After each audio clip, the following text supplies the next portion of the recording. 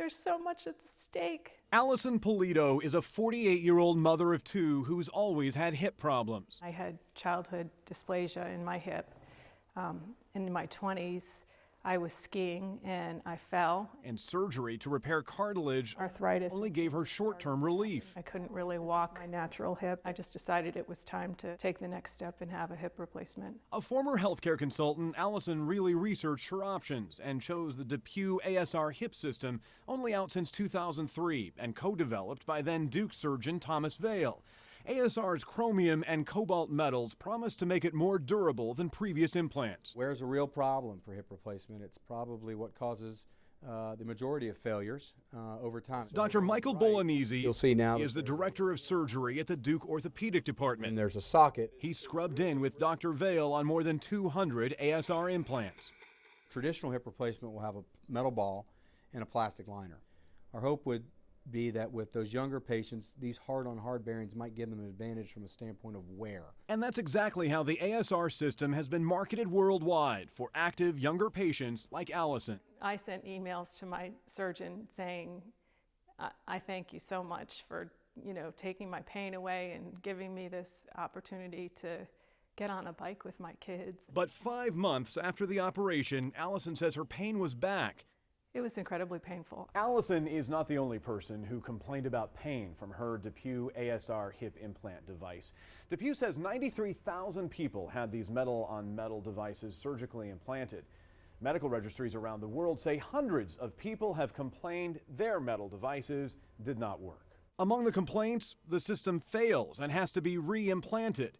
The National Joint Registry of England and Wales showed that within 5 years of surgery, both implants failed 12% of the time. That means 12,000 patients may need more implant surgeries. Some doctors are also concerned about the possibility of particles from the implants getting released into the bloodstream. That could potentially cause deafness, dementia, and heart failure. It's incredibly concerning. Now, DePuy is recommending patients have a blood test to check for high levels of chromium and cobalt, even as they and Johnson & Johnson face a class action lawsuit filed earlier this year. The suit claims the company continued to aggressively market the devices for the past 2 years, even though the FDA received hundreds of complaints about their high failure rate. The I-Team wanted to find out if the failure rate showed up before DePuy put the devices on the market. After digging through government files, we found this document. It shows the FDA cleared the devices to proceed to the market without any clinical testing. The company used a little-known regulation that allows a medical device to be approved if it's similar to another device that's already been tested. Attorney Matt Davis represents Allison Polito and more than 60 other patients with failed implants. The failure rate keeps climbing year after year after year. It's going to continue to climb, and perhaps pretty dramatically. The resurfacing here. Allison is among those who needed a second operation to replace the DePuy hip device. When he took the hip out, there was a lot of inflammation in there, just lots of swelling and tissue damage, and he thought I would do really well with the revision. But she didn't do well because of the inflammation and needed a third operation, costing her thousands of dollars and so much more. It just affects your life in every way. I've lost so many opportunities with my children and with my husband.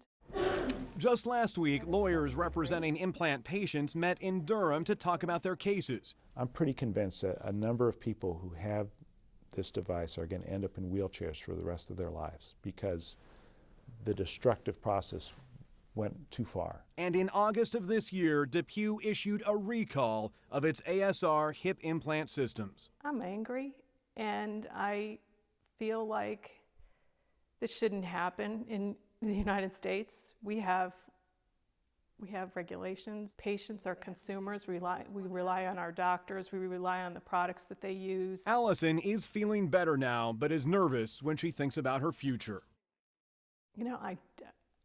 I can't ask the question.